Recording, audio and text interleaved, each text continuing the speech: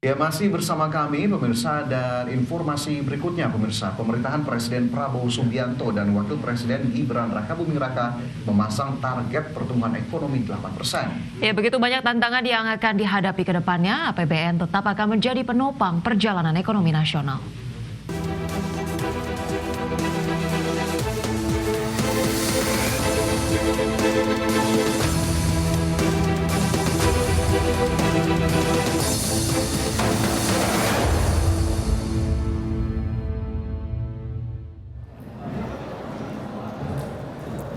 Kepemimpinan negara telah berganti.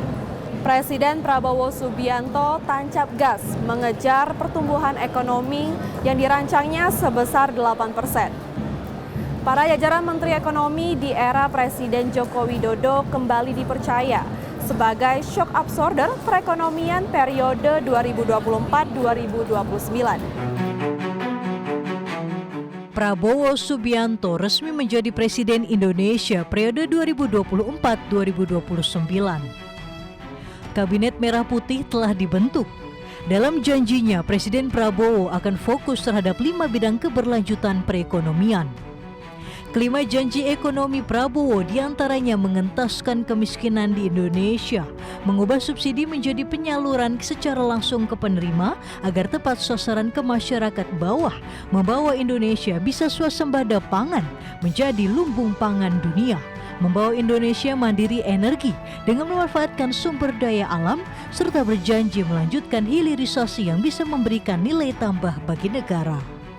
Dan tentu terkait dengan ekonomi makro, supaya capaian pertumbuhan bisa dipacu lagi sehingga target 7-8% itu bisa dapat dicapai dalam jangka menengah. Kemudian tentu angka-angka kemiskinan, Gini rasio itu perlu ada perbaikan. Tantangan perekonomian tentu saja menjadi PR besar jajaran Menteri Perekonomian Kabinet Merah Putih. Prioritas utama menjaga stabilitas perekonomian di tengah gejolak geopolitik dan memastikan roda perekonomian bisa bergerak mencapai level 7 hingga 8% secara akomodatif. Kita tidak boleh lagi hanya fokus kepada investasi, lalu kemudian membangun, tetapi masyarakatnya tertinggal di belakangnya. Nah, ini menurut saya memang kita harus memberikan atensi terutama terhadap pembangunan beberapa daerah yang tertinggal misalnya atau yang infrastrukturnya masih kurang. Di sisi lain, harapan besar terhadap peningkatan kualitas dan produktivitas sumber daya manusia juga diutarakan Menteri Ketenagakerjaan periode 2019 hingga 2024 Ida Fauziah. Mantan menteri yang sekarang menjadi wakil rakyat ini berharap dengan sumber perekonomian, khususnya hilirisasi dan investasi, bisa membuka lapangan pekerjaan seluas-luasnya. Ya, hilirisasi yang ditekadkan oleh Bapak Prabowo, saya kira juga akan berkontribusi untuk menciptakan lapangan kerja baru, saya kira.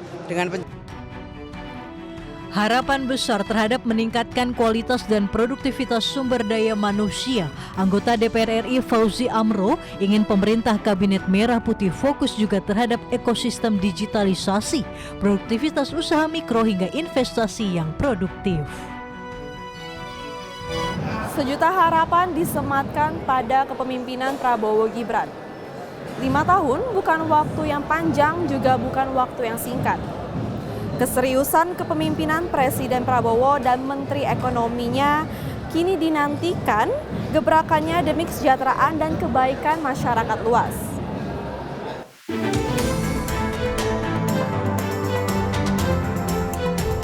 Ya, yang paling pokok selamatkan APBN dari kebocoran.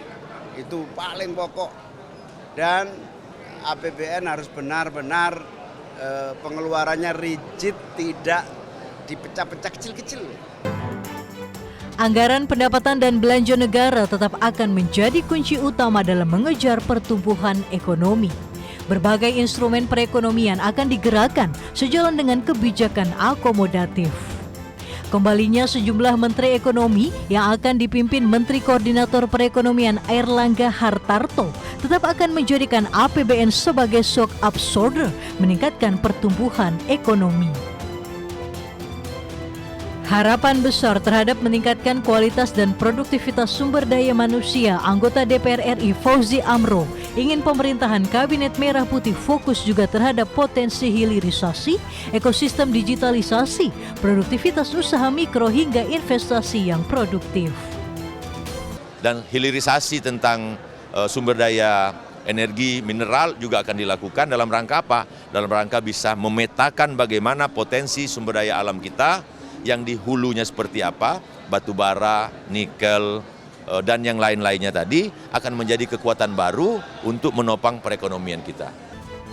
Masyarakat berharap janji kepemimpinan Prabowo Gibran dalam 5 tahun ke depan mampu memberikan kenyamanan perekonomian, harga pangan terjangkau, lapangan pekerjaan yang luas, pengentasan kemiskinan hingga hilangkan kesenjangan sosial. Semuanya demi terciptanya kesejahteraan yang merata.